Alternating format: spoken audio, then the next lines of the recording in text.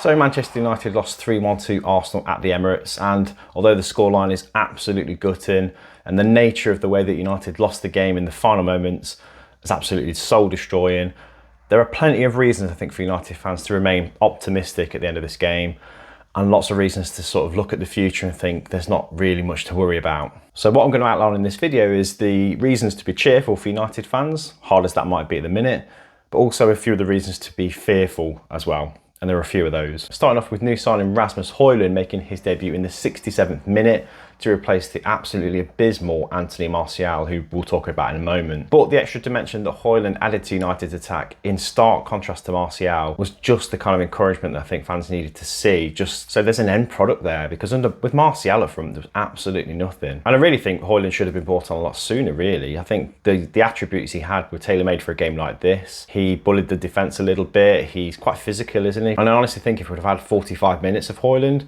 we might have had a goal, or at least another shot on target, because they were quite rare as well. But Højlund looks like a proper focal point up front, and I think United have missed that for a little while, haven't they? And it also means that Marcus Rashford doesn't have to carry the burden of goal scoring expectation, hopefully, if Højlund can hit the ground running and actually find the back of the net in the next game. Don't want to put any pressure on the lad though, because that, as we talked about in a previous podcast, is one of the worst things you can do to a striker of his age, first of all, but also his price tag. But the early signs are really encouraging. I think he'll be really pleased with the welcome he got from United fans, and the reaction he's received from fans on social media as well, which is always a difficult battleground to win. Also, let's talk about Alejandro Garnacho. The player is a real talent, isn't he?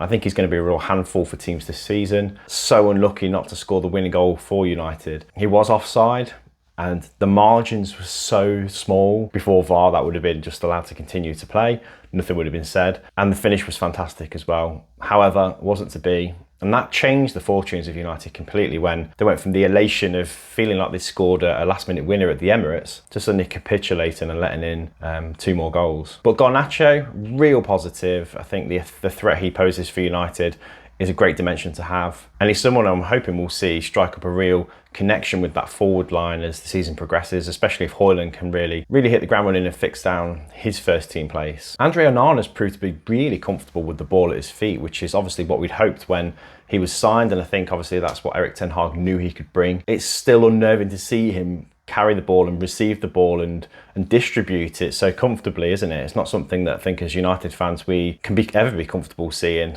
knowing how poorly we've been playing out the back in the past. But for his part, I thought he was really good, and the confidence he has got to inspire confidence in the players in front of him eventually, if not straight away. And also the margins in this game were so fine, weren't they? You could argue that Saka should have got sent off. That changes the complexion of the game if he goes. I think you could also argue that Rasmus Højlund could have had a penalty. He got brought down quite clumsily by Gabriel. So it's a fairly even, scrappy game. So to lose 3-1 is really disappointing. And now on to the reasons to be fearful for United fans, because this game exposed United in a number of ways, didn't it? And as I said earlier, Anthony Martial is one of those reasons why United fans are just fed up really of a lack of progress. Martial has been a striker for United for so long now. He's had so many injury problems. He just doesn't look like a Manchester United player. He's not a threat at all.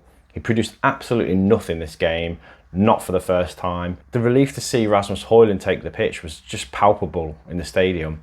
And I know all fans feel the same. The quicker we can get rid of relying on the likes of Anthony Martial and rooting for somebody who's still got the rest of his career ahead of him, like Rasmus Højlund, who's really hungry to succeed, the better. I cannot wait for Martial to not be the person we rely on in a big game like this. And obviously we can't talk about this game without talking about how we finished it at centre-back. Obviously we've already got Rafael Varane out of the picture. We've lost Martinez and Lindelof in this game, which meant we finished the game with Maguire and Jonny Evans, the former Leicester City centre-back pairing. No disrespect to Leicester, of course, but in 2023, that's not what we expected to see in a United first 11 at all. The way the injury problems are stacking up in a minute, that is what we're left with. I think Maguire kind of had a decent cameo in this game. He's had far worse games, definitely. Relying on Jonny Evans as a 5th choice centre-back really worries me. I like Jonny Evans, I really do. He's a model professional, he is a leader, but he's so far past his best, it's unreal. And the way Gabriel Jesus finished his goal and just left him sprawling on the floor was kind of symbolic, really, wasn't it, of how far off the pace Evans was once he came on. So yeah, the centre-back position worries me. I think most United fans are thinking now we just need to outscore the opposition, hopefully, just to keep getting results. A thrilling game for the neutral, a frustrating one for Manchester United fans. No doubt Arsenal fans will be absolutely thrilled with the way they won the game. It's always great to win in the last minute. On a different day, with different set of circumstances, this could have been such a different game, and I think I'm just so gutted that we didn't get anything from it at all. We deserved something. There wasn't a huge gulf between the teams like the scoreline probably suggests. But on the whole, enough positives to take away from the game and for United fans to not feel too downbeat. This will be just a blip. And Højlund, what a player we've got in him.